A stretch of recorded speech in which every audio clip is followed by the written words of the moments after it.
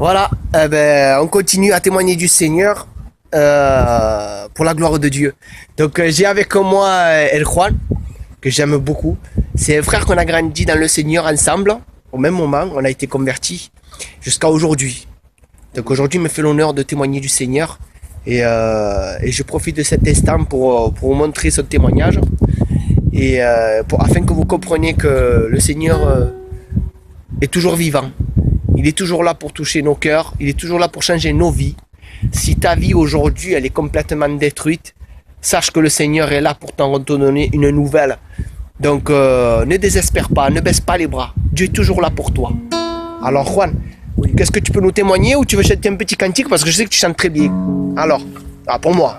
Voilà, pour toi alors, pour toi. Et même pour les autres.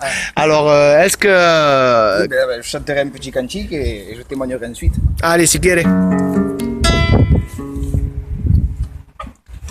Hoy yo quiero alabarte porque tú eres mi esperanza y que nadie me despida que te alabe noche y día. Hoy yo quiero alabarte porque tú eres mi esperanza y que nadie me despida que te alabe noche y día.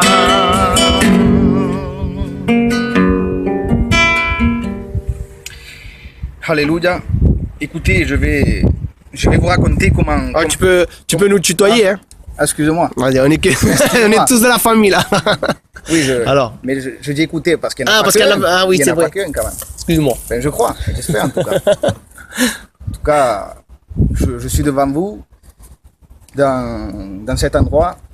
Nous sommes dans une des montagnes les plus hautes, je crois, Christophe, non? De Vitrolles. De Vitrolles, je crois. Une des plus grandes. Ouais, c'est vrai. Écoutez, c'est dans les hauteurs qu'avant les anciens, si on pourrait dire de la Bible, Christophe. Les apôtres. Les apôtres.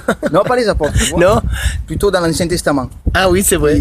Ils allaient dans les... Excusez-moi, je ne sais pas trop parler français, mais dans les... Dans les hauteurs, dans les montagnes. Hein. Dans les montagnes, voilà. Ils offraient des sacrifices. Oui, c'est vrai. Au Seigneur. Adoration. Et aujourd'hui, nous sommes ici, moi et Christophe, pour pouvoir vous présenter un témoignage. Amen. Gloire à Dieu. Et que, avec tout mon cœur, j'espère que ça va vous toucher. J'espère que vous allez être convaincus de que Jésus est la vérité. Amen. De que Jésus est le chemin, la vie. Merci Seigneur. Que ce qu'il a fait avec moi, il peut le faire avec vous. Toi, oui, c'est vrai. Et avec le Seigneur, il faut juste un cœur disposé. Amen. Et ce matin, nous sommes ici et je vais vous raconter mon témoignage. Amen. Écoutez, il y a 3 ans et demi, presque 4 ans, j'avais 16 ans. J'avais 16 ans et bien sûr, je ne m'attendais pas à ce qu'un jour Dieu allait se révéler dans ma vie parce que je me trouvais bien dans ma position. Voilà, en vérité. J'avais pas de problème, j'avais des amis, j'avais tout ce qu'un jeune pouvait désirer. Ouais, tu manquais de rien. Je manquais de rien du tout. C'est vrai. Je sortais beaucoup. J'aimais les sorties, j'aimais ce que je pratiquais en réalité. J'aimais toutes mes passions, tous mes désirs, et je mettais en œuvre tout ce qu'il avait dans mon cœur. Et voilà, il vint un jour où régulièrement j'allais à la réunion. Et sans que moi je me rende compte, le Seigneur il travaillait mon cœur. Peut-être que sur le moment, je ne pensais pas que Dieu était en train de me changer. Mais quand nous allons et nous écoutons la parole de Dieu, elle nous parle. Elle purifie notre âme, notre esprit. Malgré que nous, après, on n'en prenne pas conscience sur le moment, c'est comme une graine qui quand son temps, elle meurt dans la terre et elle pousse. Écoutez, c'est ce qui s'est passé dans ma vie. Il a fallu un temps, et dans ce temps-là, Dieu s'est révélé dans mon cœur. Amen.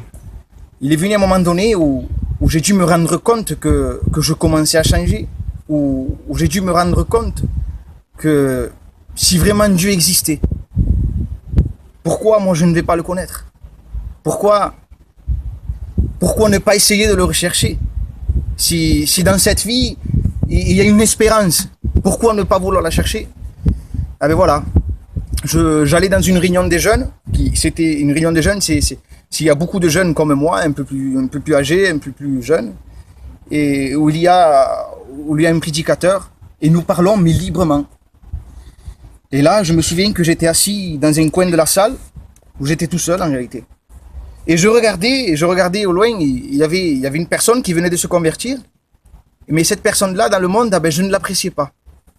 Et je vous le dis sincèrement, c'était une personne que, dans mon cœur, si je pourrais dire, je la détestais. En réalité. Pas que je la détestais, mais Ouais, tu avais pas je ne d'affinité, l'appréciais pas. voilà, J'avais pas d'affection pour cette personne-là. Ouais, voilà. En tout cas, pas assez pour qu'on puisse se parler. Et quand on en faisait, excusez-moi, ben, quand on se parlait, c'était avec de l'hypocrisie en réalité. Parce que je ne lui avouais pas ce que j'avais dans mon cœur. Et voilà que cette personne-là, quand j'étais assis dans le coin, elle s'assoit à côté de moi, alors que moi j'étais en train d'avoir de mauvaises pensées sur elle. Elle s'assoit à côté de moi, cette personne-là, et elle me regarde dans les yeux, elle me dit, bon frère, sache que moi et ma femme, nous prions tous les soirs pour toi, et nous pleurons pour ta vie afin que Dieu touche ton cœur. Amen. Ben écoutez, ça m'a brisé. Je n'ai pas pleuré parce que j'avais beaucoup trop d'orgueil, mais ça m'a brisé intérieurement parce que j'étais en train de me dire, Seigneur, vous vous imaginez, j'étais en train d'avoir des mauvaises pensées, lui que j'aime pas, lui que j'apprécie pas. Il est en train de me dire qu'il paye un prix pour moi. Il est en train de... Cet amour que lui m'a donné, en réalité, ça m'a donné envie de pouvoir connaître le Seigneur. Et bien écoutez, à partir de ce moment-là, j'ai commencé à rester avec des chrétiens parce que ce n'est pas seulement lui qui me donnait cet amour-là. C'était chaque enfant de Dieu. Chaque chrétien qui était dans l'église m'apportait quelque chose que mes meilleurs amis ne m'apportaient pas. Pourtant, j'avais une très forte amitié avec mes amis. Mais l'amour de Dieu est beaucoup plus grand que tout sentiment humain, tout sentiment mondain, si on pourrait dire. Et voilà que j'ai commencé à rester avec eux. 1 semaine, 2 semaines, mais je continue à sortir, bien sûr. Je faisais les choses d'un jeune, toujours. Et voilà, maintenant, les chrétiens, quand ils me disaient, tu viens avec nous manger le samedi ou le vendredi, ah ben, comme je leur disais oui, je leur donnais parole, je n'allais pas sortir. Et c'est pas on mange, on s'en va. Non, je veux manger, je reste avec eux, alors je ne sortais plus autant. Mais voilà, un jour, j'étais en train de manger chez un chrétien, et là, un enfant de Dieu me dit comme cela, est-ce que tu veux être délivré de la cigarette? Est-ce que tu veux être délivré de toutes tes passions? Et moi, d'un cœur, je dirais pas joyeux, ni vraiment disposé, j'ai dit oui. Je lui ai dit, en réalité, pour lui faire plaisir. Et tout en lui disant oui, il m'a dit, eh ben écoute, lundi, 2 jours après, c'était lundi, nous allons prier pour toi, toute l'église, afin que Dieu te délivre de toutes tes passions. Et bien sûr, eh ben, je lui ai dit d'accord. Et je vous le dis en vérité que dès cet instant, j'étais convaincu que j'allais être délivré de la cigarette. En réalité, avant qu'il prie pour moi, je savais déjà que Dieu m'avait délivré. Amen. Je savais déjà qu'après la prière, j'allais plus fumer. J'en étais convaincu dans mon cœur. Mais sans savoir pourquoi cette conviction venait. Et là, bien sûr, on prie pour moi dans l'église. Et tout en priant pour moi, quand on s'arrête, je leur dis la vérité. Je leur dis, je ne me sens pas changé. Je leur ai dit, je n'ai rien ressenti. Je n'ai pas senti la présence de Dieu. Je n'ai pas senti une délivrance. Je n'ai rien senti de cela. Pour moi, j'étais toujours le même. Ma pensée restait la même en réalité. Et quand je me suis assis, là, le pasteur se remet sur le pupitre et il me dit comme cela. Crois et tu verras la gloire de Dieu. Gloire à Dieu. Et bien sûr, à ce moment-là, ah ben j'ai cru, écoutez. J'ai cru. Et tout en croyant, je me suis efforcé. Je lui ai dit, Seigneur, je vais mettre ma part. Et voilà que 1 jour, 2 jours, 3 jours, 4 jours, 1 semaine passe, je ne touche pas une cigarette.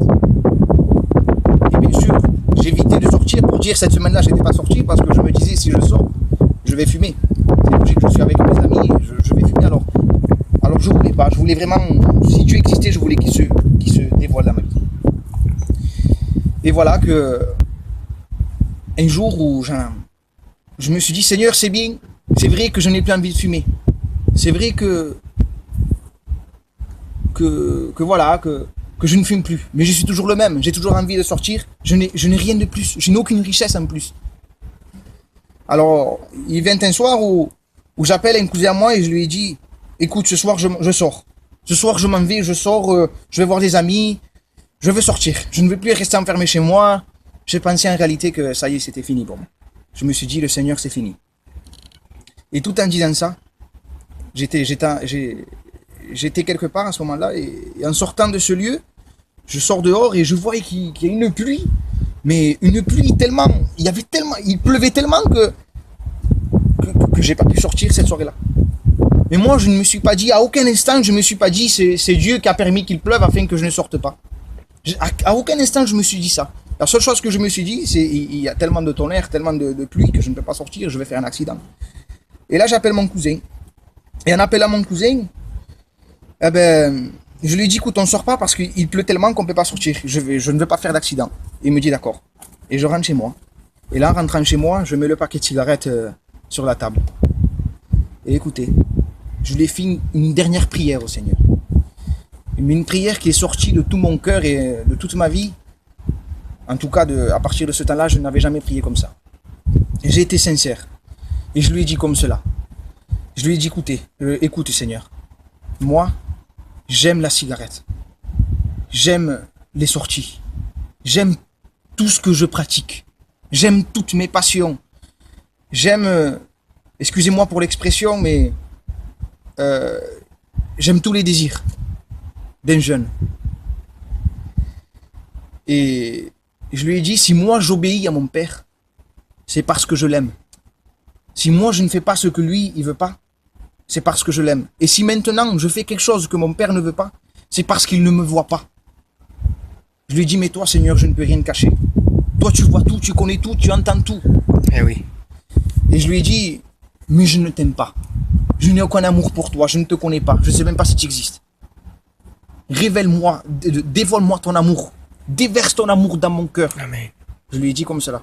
Afin que je puisse faire comme je fais avec mon père. Te donner tout. Et accomplir tes désirs.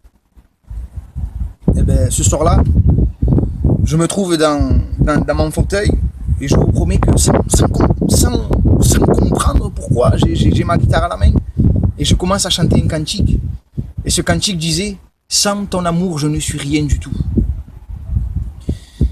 Et voilà que je me mets à prier pour chaque personne, des personnes que je ne connaissais pas, pour toute mon église, alors que jamais je ne parlais avec eux. Et ce soir-là, je fais un rêve. Et ce rêve, c'était que j'étais avec beaucoup de jeunes et je leur témoignais de ce que Dieu avait fait dans ma vie. Je leur témoignais de ce que Dieu m'avait délivré. Amen. Et là, dans ce même rêve, je suis transporté dans un même endroit. Mais là, je pratique le péché. Là, j'étais en train de fumer. J'étais en train de faire des choses qui n'étaient pas la gloire de Dieu. Et là, je me souviens que dans ce rêve, j'avais crié, mais fort. J'avais vraiment crié de tout mon cœur. Et je lui ai dit, Seigneur, je suis perdu car j'ai récupéré le péché qui me tenait lié. Et là, je me réveille. Et je donne la gloire à Dieu. Parce qu'il y avait une présence dans mon cœur. Il y avait une présence dans la chambre puissante que je ne pouvais pas l'expliquer. Et Dieu m'avait dit comme cela. Tu as vaincu avec mes forces et non les tiennes. Gloire à Dieu. À ce moment-là, je ne comprenais pas. Et je vais vous expliquer, car aujourd'hui, j'ai pu le comprendre. On ne peut vaincre aucun péché, aucune passion, aucun désir si ce n'est pas Dieu à travers nous. Quand on est jeune, on est tellement attaché à des choses qui ne paraissent pas mauvaises. Mais aux yeux de Dieu, ce n'est pas sa gloire et on est privé de sa gloire. Si Dieu ne vous aide pas pour vous enlever de toutes les passions que vous avez, si Dieu ne vous aide pas à pouvoir vaincre ce monde, vous n'y arriverez pas. Et c'est ce que Dieu a fait à travers moi. Ou ce que j'ai pu faire à travers lui. J'ai vaincu le monde car lui l'a vaincu. J'ai vaincu mes passions car lui l'a vaincu. C'est grâce à lui. Aujourd'hui, j'ai une richesse dans mon cœur que je ne peux vous expliquer. J'ai tellement une grande richesse que je n'ai pas besoin de fumer. Que je n'ai pas besoin d'avoir autant de passion. Je n'ai pas besoin d'avoir une bouteille, excusez-moi pour l'expression, une bouteille d'alcool pour pouvoir être dans la paix quelques instants. Je n'ai pas besoin de passer des moments et après dormir et ne plus avoir ces sentiments que j'avais. Car aujourd'hui, la paix qui me procurait le monde, c'était un laps de temps. Aujourd'hui, elle est continuellement dans mon cœur. Quand je me réveille le matin, la paix dans mon cœur, la joie de mon salut. La paix dans mon cœur continuellement, que je n'ai plus besoin de ces choses. Et écoutez, je suis jeune. Je me suis converti jeune, c'est vrai, à l'âge de 16 ans. j'ai eu beaucoup de sorties. J'ai pu connaître des choses, peut-être que quelqu'un de mon âge n'aurait pas connu. Ah ben je vous dis aujourd'hui, je connais la richesse que tu as, car je suis jeune comme toi. Et je peux te dire que la richesse que j'ai aujourd'hui, elle vaut beaucoup plus que toutes les richesses que le monde peut t'apporter. Et si aujourd'hui, toi tu écoutes ces témoignages, je veux que tu prennes conscience que si tous tes désirs, toutes tes passions te font du bien, avec que la richesse de Dieu est beaucoup plus grande que toutes ces choses. Et avec tout mon cœur, je veux que le Seigneur te touche. Et que Dieu vous bénisse grandement, grandement et grandement. Merci Seigneur.